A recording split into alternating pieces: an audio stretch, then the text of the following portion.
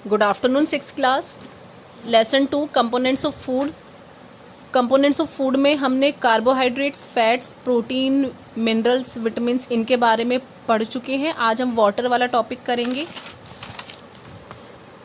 Water is indispensable. Water is not a food in itself but it is an essential part of our diet.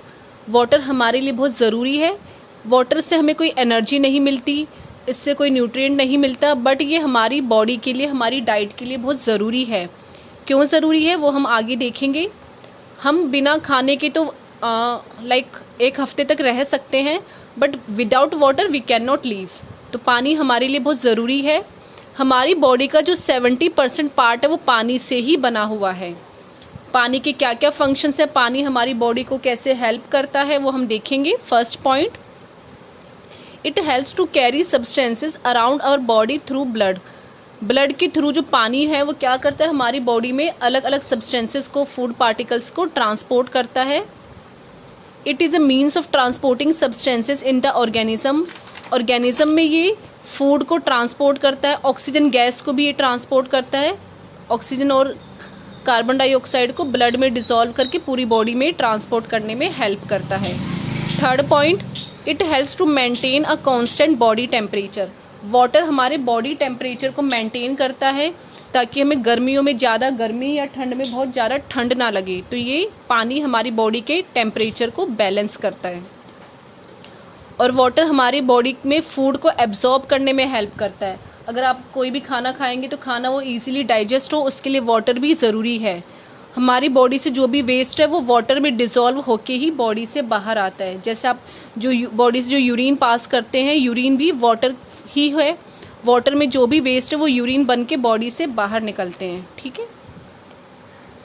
It forms a part of our blood and digestive juices. हमारे blood में भी पानी ही है. ठीक है, हमारा blood भी पानी से ही बना हुआ है, उसमें पानी डिसॉल्व होता है. It keeps our skin moist. अगर हमें पानी प्रॉपर अमाउंट में नहीं मिलता, वाटर अगर हम नहीं पिएंगे तो हमारी स्किन ड्राई हो जाती है. स्किन को मॉइस्ट करने के लिए, स्किन के मॉइस्चर के लिए पानी ज़रूरी है. What is dehydration? डिहाइड्रेशन का मीनिंग है हमारी बॉडी में पानी की कमी होना.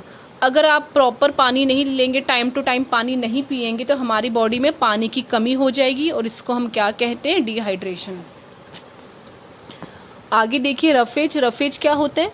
कुछ फूड ऐसे होते हैं जिसमें फाइबर प्रेजेंट होते हैं और वो हमारी कैसे हेल्प करते हैं, जो भी हम खाना खा रहे हैं उस खाने को डाइजेस्ट करने में हेल्प करते हैं. The fibres that we eat are known as dietary fibre और roughage. Fibre is present in fruits and vegetables. Fibre किस में होता है? फ्रूट्स एंड वेजिटेबल्स में प्रेजेंट होता है. बट जो ये फाइबर्स होते हैं इनसे हमें कोई न्यूट्रिशन नहीं मिलता, कोई हमें एनर्जी नहीं मिलती. बट ये क्या करते हैं, हमारी बॉडी में फूड को, जो भी आप पूरे दिन खा रहे हैं उसको डाइजेस्ट करने में ये रफेज या फाइबर हेल्प करता है. फाइबर्स दो टाइप्स के होते हैं, soluble fibres and insoluble fibres. Soluble fibres वो होंगे जो वाटर में घुल जाते हैं, वाटर में डिसॉल्व हो जाते हैं. इनके एग्जाम्पल क्या है? Apple, strawberry, peach, rice. और दूसरे टाइप के फाइबर्स के जो पानी में डिसॉल्व नहीं होते, उन फाइबर्स को आप खाएंगे तो आपकी बॉडी में जो वाटर है वो उसमें डिसॉल्व नहीं होते हैं, उसमें घुलेंगे नहीं. और इनका एग्जाम्पल है ग्रेन्स, कैरेट, कैबेज. अब आप यहाँ पे देखेंगे फाइबर कैसे हमारी बॉडी में हेल्प करता है. कुछ ऐसे फूड है जिनमें फाइबर प्रेजेंट है, वो फूड भी हमें खाना चाहिए. ठीक है, कुछ फ्रूट्स या वेजिटेबल्स है जिसमें फाइबर्स होते हैं और वो वैसे फ्रूट्स हमें खाने चाहिए क्योंकि फाइबर्स हमारी बॉडी में डाइजेशन में हेल्प करता है. It is effective in regulating the process of digestion. It prevents constipation. जो रफेज है या फाइबर ये कॉन्स्टिपेशन को रोकता है. कॉन्स्टिपेशन यानी कब्ज होना. ठीक है. थर्ड क्या फंक्शन है रफेज का? It helps in the regular movement of bowel. हमारी बॉडी का जो वेस्ट है, हमारी बॉडी से जो भी वेस्ट निकलता है उसको रिमूव करने में रफेज हेल्प करता है. तो हमें ऐसे फ्रूट्स या वेजिटेबल्स भी खाने चाहिए जिसमें रफेज प्रेजेंट हो.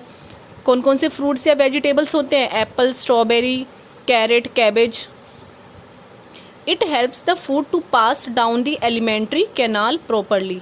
एलिमेंट्री कैनाल क्या है? जो फूड पाइप होती है, माउथ से स्टमक की जो फूड पाइप है, ठीक है, माउथ को स्टमक से कनेक्ट करने वाली पाइप है फूड पाइप। यहाँ से फूड इजीली पास हो, इसके लिए भी रफेज हेल्प करता है। फूड कहीं पे बीच में फंसे ना या अटके ना, उसके लिए रफेज ज़रूरी है। रफेज क्या करेगा, फूड के मूवमेंट को ईजी कर देता है, फूड ईजिली पास होकर स्टमक में चला जाएगा। तो ये कुछ फंक्शंस है किसके, रफेज के। तो हमें ऐसा फूड या फ्रूट्स वेजिटेबल्स खाने चाहिए जिसमें रफेज हो, क्योंकि रफेज डाइजेशन में हेल्प करता है। आगे देखिए बैलेंस डाइट क्या है। What is balanced diet? A diet that contains all the nutrients required by the body in the right proportion is called a balanced diet. Balance यानी संतुलित आहार, यानी ऐसी डाइट या ऐसा खाना जिसमें सारे न्यूट्रिएंट्स राइट प्रपोर्शन में सही मात्रा में प्रेजेंट हो। ठीक है, आपने ये न्यूट्रिएंट्स के बारे में पढ़ा, तो ये सारे न्यूट्रिएंट्स फूड में होने चाहिए और सही मात्रा में होने चाहिए। तो ऐसे फूड को हम क्या कहते हैं, बैलेंस्ड डाइट। इसके बाद देखिए यहाँ पे हमें इस टेबल में गिवन है ये कुछ न्यूट्रिएंट्स है, और ये न्यूट्रिएंट्स हमें कौन से फूड से मिलेगा ये यहाँ पे मेंशन किया हुआ है। फैट्स हमें बटर और ऑयल से मिलेगा, फाइबर वेजिटेबल से मिलता है, और ये वाला जो न्यूट्रिएंट्स है ये कार्बोहाइड्रेट्स हमें स्वीट्स, ब्रेड, पोटैटो, इन सब में कार्बोहाइड्रेट्स प्रेजेंट होता है। तो हमें ऐसा फूड खाना चाहिए जिसमें सारे न्यूट्रिएंट्स हो। हमें ब्रेड, चीज़, बटर ये सारे डेली अपने फूड में इनको ऐड करना चाहिए। इसके बाद देखो यहाँ पे a balance diet must contain carbohydrates, proteins, fat, vitamins, minerals, salts and fibre in the right proportion. Balance diet क्या है, जिसमें ये सारे न्यूट्रिएंट्स सही मात्रा में प्रेजेंट हो, उसको हम बैलेंस डाइट कहते हैं। What is mall nutrition? Mall nutrition का मीनिंग है कुपोषण। कुपोषण का मीनिंग क्या है, अगर हमारा जो फूड है, हमारा जो खाना वो बैलेंस नहीं है, यानी हमारे फूड में सारे न्यूट्रिएंट्स सही मात्रा में नहीं है, तो इससे हमारी बॉडी में क्या हो सकता है, एक डिजीज़ हो सकती है जिसका नाम है माल न्यूट्रिशन। इससे क्या होता है, बोन्स बहुत ज़्यादा वीक हो जाती है, ठीक है, बच्चे की ग्रोथ अच्छी नहीं होती है। तो इसलिए हमें ऐसी डाइट लेनी चाहिए जिसमें सारे न्यूट्रिएंट्स सही मात्रा में प्रेजेंट हो। फूड फैट्स में हमें बताया गया कुछ मिसकंसेप्शन है, कुछ ऐसे अंधविश्वास है जो हम सही मान लेते हैं।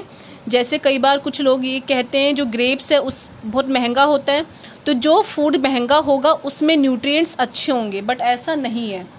जो सस्ता हम खाना खाते हैं, सस्ता जो वेजिटेबल या फ्रूट्स होते हैं उनमें भी अच्छे न्यूट्रिएंट्स पाए जाते हैं। जैसे ग्रेप्स बहुत एक्सपेंसिव है बट इसमें प्रोटीन बहुत कम है। अगर आप बनाना की बात करेंगे, बनाना थोड़ा ज़्यादा कॉस्टली नहीं होता, सस्ता ही होता है, बट इसमें न्यूट्रिएंट्स अच्छे होते हैं। ठीक है, तो ये धारणा गलत है कि जो महंगे फ्रूट्स होंगे उनमें न्यूट्रिएंट्स अच्छे होंगे, ऐसा ज़रूरी नहीं है। इसके बाद कुछ लोग मानते हैं कि लेडी फिंगर यानी जो भिंडी है, भिंडी खाने से हमारा माइंड शार्प होता है, हम मैथमेटिशियन बन सकते हैं, बट ये भी गलत है, ऐसा कुछ नहीं होता है। ठीक है, तो ये कुछ फैक्ट्स लिखे हुए हैं, ये आप देख सकते हैं। इसके बाद है हेल्दी फूड हैबिट्स।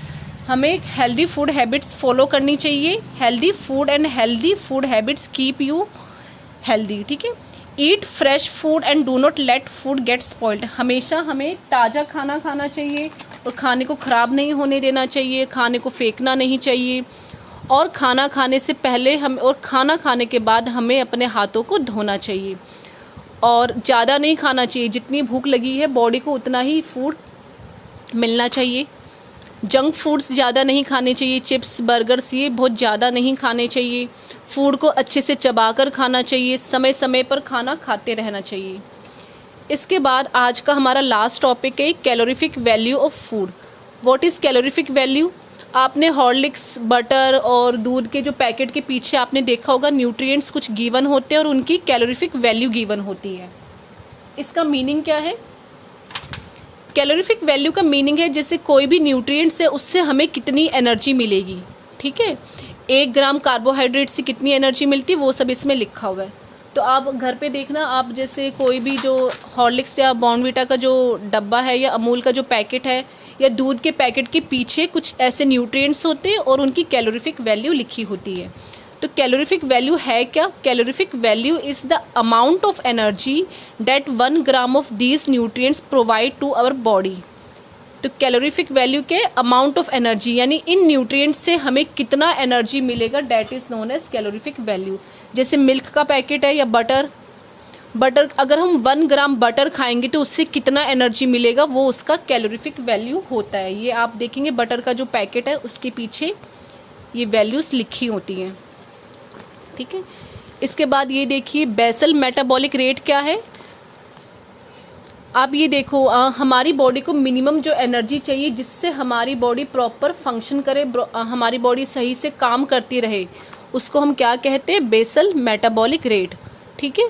जैसे आपने देखा होगा आपके भाई है घर में, बहन भाई होते हैं, भाई ज़्यादा खाना खाता है, बहन कम खाना खा रही है, क्यों, क्योंकि उनका मेटाबॉलिक रेट अलग है, ठीक है। भाई का मेटाबॉलिक रेट ज़्यादा है तो वो ज़्यादा खाना खाएगा, और सिस्टर का अगर कम है तो कम खाना खाएगी।